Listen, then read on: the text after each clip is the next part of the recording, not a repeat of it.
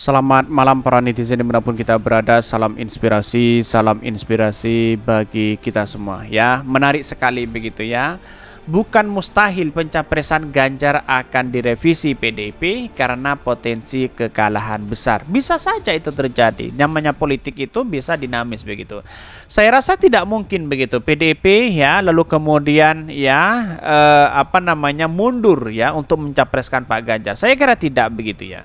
Karena ini adalah marwah seorang partai begitu kan. Kasihan juga Pak Ganjar misalnya ke sana sini separi politiknya sana sini lalu kemudian direvisi siapa menjadi wakilnya dan siapa capresnya begitu. Tidak mungkin Pak Ganjar itu menjadi wakil begitu ya. Saya rasa itu menjadi tetap capres tetapi sosok wakilnya akan dicari yang bisa mendongkrak elektabilitas Pak Ganjar begitu. Ya karena banyak spekulasi begitu kan, banyak yang akan direvisi takut kalah dan sebagainya, bukan itu begitu. Tetapi kan elektabilitasnya kan juga tinggi, ngapain kita harus merevisi itu begitu kan, begitu logikanya begitu. Artinya apa? Artinya selama ini menurut saya pribadi tidak mungkin dan mustahil begitu kan direvisi begitu. Tetapi banyak perkembangan muncul spekulasi ya kalau memaksa PDIP akan bisa nyungsep katanya begitu ya. Tetapi mari kita baca terlebih dahulu komentar-komentar netizen seperti ini.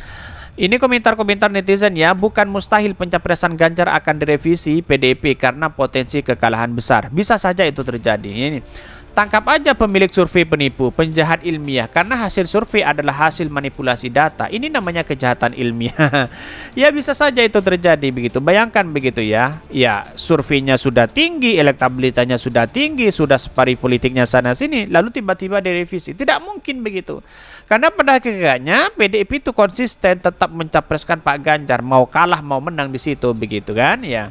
Bahkan siapapun calon yang diusung PDIP ya nggak akan merubah kondisi. Udah saatnya partai ya ini tenggelamkan. Wow, banyak sekali pro dan kontra begitu. Inilah negara demokrasi kita begitu.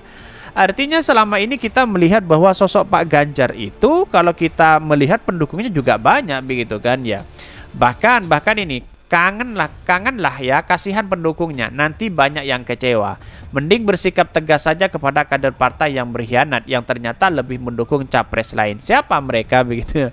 Jadi kita tahu bahwa yang namanya politik kan pasti dinamis begitu. Tidak mungkin kemudian Pak Ganjar ditukar menjadi wakil lalu kemudian disodorkan untuk kepada Prabowo. Saya rasa tidak mungkin begitu ya. Karena konsisten sekali PDIP begitu ya. Ya kalau seperti ini bisa saja itu terjadi, dianggap tidak konsisten begitu. Bahkan sangat menginspirasi kalau Pak Ganjar mau jadi pelari antar provinsi. Mending tarik balik lah ya, orang punya histori kurang clear mau coba-coba dimajukan. Tetapi begini, melihat dari rekam jejak Pak Ganjar selama ini, kalau kita lihat dan amati begitu terkait dengan penolakan timnas Israel ya, akhirnya gagal U20 ya berlaga di Indonesia begitu ya. Terus kemudian wadas prestasi dan sebagainya begitu sudah diakui oleh kader PDIP sendiri begitu ya. Terus kemudian terkait dengan penyuka film biru begitu ya, atau dikenal dengan bokep atau porno dan sebagainya begitu ya. Itulah yang menjadi cikal bakal bahwa Pak Ganjar itu akan nyungsep di situ begitu ya. Karena tiga inilah yang kemudian menjadi faktor utama kepada Pak Ganjar begitu ya. Karena Pak Ganjar waktu itu di podcast Pak Didi tidak terkontrol mungkin ya. Ingat musuh kita adalah KPU, Bawaslu dan rezim. Wah, luar biasa begitu. Mungkin saja karena kesalahan pertama tidak lengser dari jabatan gubernur. Ya, kenapa Pak Ganjar tidak mundur di situ begitu kan? Biar sama-sama dicap sebagai orang biasa yang kemudian ya lalu kemudian berangkat dari rakyat untuk rakyat begitu. Kalau di situ kan berangkat dari gubernur untuk rakyat atau berangkat dari gubernur untuk rezim apa begitu kan. Bisa saja itu terjadi begitu. Ini banyak sekali pro dan kontra begitu. Potensi gagalnya ya Anies Baswedan untuk nyapres tinggal menunggu waktu. Ini banyak sekali pro dan kontra begitu. Tetapi inilah masyarakat Indonesia begitu kan. Muncul spekulasi, kita harus hargai itu begitu ya. Tetapi mari kita baca terlebih dahulu beritanya seperti ini. Ini ya beritanya, bukan mustahil pencapresan Ganjar akan direvisi PDIP karena potensi kekalahan besar. Ya bisa saja begitu. Mari kita baca. Pegiat media sosial ya, media Bahrum ya, media Bahrum, pegiat media sosial media ya, Bahrum Ahmadi menyebutkan PDP Perjuangan bisa saja merevisi pencapresan Gubernur Jawa Tengah Ganjar Pranowo lantaran melihat potensi kekalahan di Pilpres 2024 mendatang. Bisa saja itu. Karena sudah detik-detik kekalahan Pak Ganjar hari ini sudah mulai terasa begitu ya. Mulai ketidaksukaan terhadap timnas Israel akhirnya gagal di situ, penyuka film porno atau film biru, penyuka atau keberhasilan yang ada di Jawa Tengah dan sebagainya begitu kan. Bahkan kegagalan-gagalannya juga luar biasa begitu ya. Bisa saja untuk merevisi menjadi wakil begitu ya.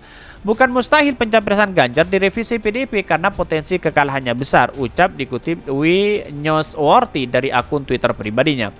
Bahkan hal ini diungkapkan setelah melihat 2 periode Ganjar Pranowo di Jawa Tengah disebut banyak menimbulkan masalah.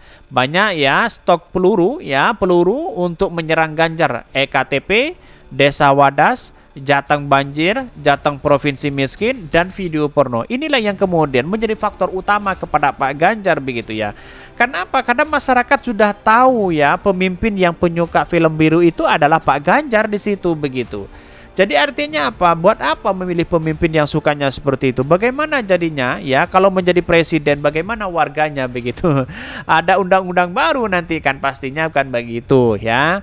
Ia pun menyayangkan banyak masalah di Jawa Tengah di bawah kepemimpinan Ganjar yang tak selesai meskipun telah 2 periode memimpin Jawa Tengah. Betul begitu, 2 periode banjir begitu sangat luar biasa sekali begitu. Pada akhirnya Pak Ganjar ya safari politiknya sana sini mungkin banyak ya menjadi alasan. Inilah yang kemudian faktor utama Pak Ganjar itu akan gagal di situ begitu ya. Padahal Ganjar 2 periode Jateng, sedangkan Anies hanya 1 periode, tapi hasilnya sangat dirasakan warga Jakarta. Betul begitu ya. Bahkan cuitan Bahrum ini ditangkapi beragam oleh warganet Twitter ya. Warganet bahkan bingung dengan Megawati Soekarno Putri yang mencalonkan Ganjar karena memiliki banyak kelemahan. Membingungkan ya, memang emaknya Puan Maharani ya ini kok bisa ya orang kelemahannya banyak dijadikan capres ya. Kalau Anies atau Prabowo yang menantikan atau enggak enak ya, yang aneh ya kalau Ganjar menang, dan gue yakin pasti dengan cara curang apa begitu ya. Inilah komentar-komentar netizen. Tapi begini, inilah demokrasi, kita harus hargai itu begitu. Dalam artian bahwa ya kalau Pak Ganjar menang misalnya kita harus hormati itu karena ini adalah bagian dari demokrasi begitu ya. Tetapi saya sejak dulu paling suka begitu ya ketika ada seorang perempuan mencalonkan diri untuk menjadi presiden. Ya, saya berharap dulu itu satu-satunya begitu ya. Dan bahkan saya setuju sekali ketika Puan Maharani maju di Pilpres, baik menjadi wakil, baik menjadi capres. Karena apa? Karena ada Trah Soekarno begitu di situ. Begitu banyak ya Soekarnoisme yang ada di Indonesia itu begitu ya. Inilah Trah Soekarno begitu. Jadi dulu itu saya berharap menjadi wakil, menjadi capres tidak menjadi masalah begitu kan.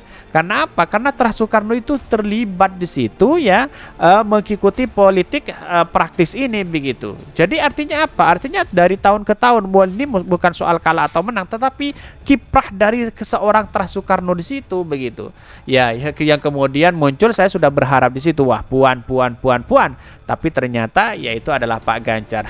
Disitulah saya mulai merasakan gimana begitu. Akhirnya pada titik inilah yang kemudian semua orang punya pilihan masing-masing. Kira-kira seperti itu begitu. Ini bahkan sementara warganet juga mengungkapkan hanya kekurangan dan kesalahan Anies saat memimpin Jakarta. Banyak Anies kok ya, banyak Anies dong kekurangannya. 1.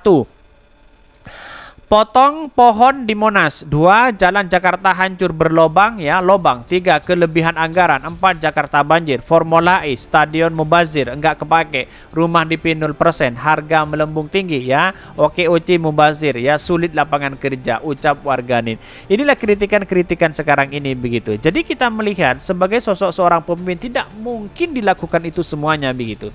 Tapi dibandingkan dengan Anies Baswedan dengan Pak Ganjar 1 periode dengan 2 periode, lebih banyak 1 periode. Kenapa? Ya tergantung gagasan yang diberikan, tergantung yang dikerjakan mereka. Bukan berarti Pak Ganjar tidak bekerja. Ya bekerja di situ, tapi mungkin kurang maksimal atau lebih mementingkan konten atau apa. Kira-kira seperti itu begitu. Mungkin itu yang kami sampaikan tentang channel Hoda dari Podcast Rakyat ini, karena ada berita-berita menarik dan viral setiap harinya. Salam para netizen, salam inspirasi bagi kita semua. Jangan lupa di subscribe channel YouTube Hoda dari Podcast Rakyat ini.